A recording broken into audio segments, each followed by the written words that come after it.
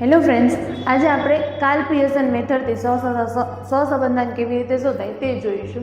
તો એને માટે ઘણા બધા સૂત્ર છે. તો સૌપ્રથમ તો આર બરાબર કોવેરિયન્સ એક્સ વાય છેદમાં એસ એક્સ ગુણ્યા એસ વાય. તો આ બધા જે સૂત્ર છે એ તો નાનકડા સમ્સ માટે છે, શોર્ટ સમ્સ માટે છે. તો તમને આ ત્રણમાંથી જે વિગત આપેલી હોય એ મુજબ છે તમારે સૂત્રનો ઉપયોગ કરવાનો હોય છે. બીજો સૂત્ર છે કે આર બરાબર sigma X minus X bar ગુણ્યા વાય માઇનસ વાય બાર છેદમાં એન ગુણ્યા એસ એક્સ ગુણ્યા એસ વાય.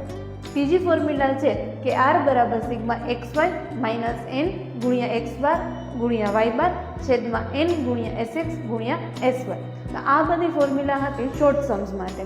ત્યારબાદ આવે છે કે મોટા સમ્સ આપેલા હોય, કોષ્ટકવાળા સમ્સ આપેલા હોય કે 5 માર્કના સમ્સ આપેલા હોય તો કઈ ફોર્મ્યુલા ઉપયોગ કરવાની. તો તેના માટે પણ 3 ફોર્મ્યુલા છે.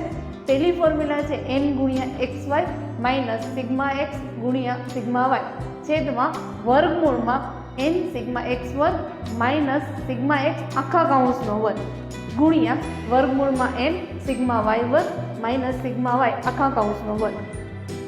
તેવી જ રીતે સેમ ફોર્મ્યુલા આવે છે યુવીની, પણ ખાલી ફરક એટલો આવશે કે એક્સની જગ્યાએ અહીંયા યુ આવશે અને વાયની જગ્યાએ અહીંયા વી આવશે.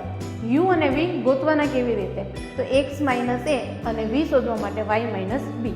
એ અને બી છે એ આપણે ધારેલી સંખ્યા હોય છે. ત્યારબાદ આવે છે કે એક્સ માઇનસ એક્સ બાર વાળી ફોર્મ્યુલા. તો આર બરાબર sigma X minus X bar ગુણ્યા વાય માઇનસ વાય બાર છેદમાં વર્ગમૂળમાં સિગ્મા એક્સ માઇનસ એક્સ બાર વર્ગ ગુણ્યા સિગ્મા વાય માઇનસ વાય બાર વર્ગ. આ બધી ફોર્મ્યુલા તો જોઈએ, પણ કઈ ફોર્મ્યુલા ક્યારે ઉપયોગમાં કરવાની?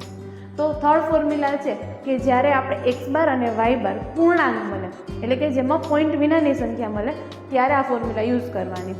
ત્યારબાદ છે કે પહેલી ફોર્મ્યુલા અને બીજી ફોર્મ્યુલા, જ્યારે આપણે એક્સ બાર અને વાય બાર છે અપૂર્ણાંક મળે છે ત્યારે આ બે ફોર્મ્યુલા યુઝ કરવાની. અને અપૂર્ણાંકમાં પણ જો નાનકડી સંખ્યા મળે તો પહેલી ફોર્મ્યુલા, અને અપૂર્ણાંકમાં મોટી સંખ્યા મળે તો બીજી ફોર્મ્યુલા યુવી વાળી ફોર્મ્યુલા યુઝ કરવાની હોય છે.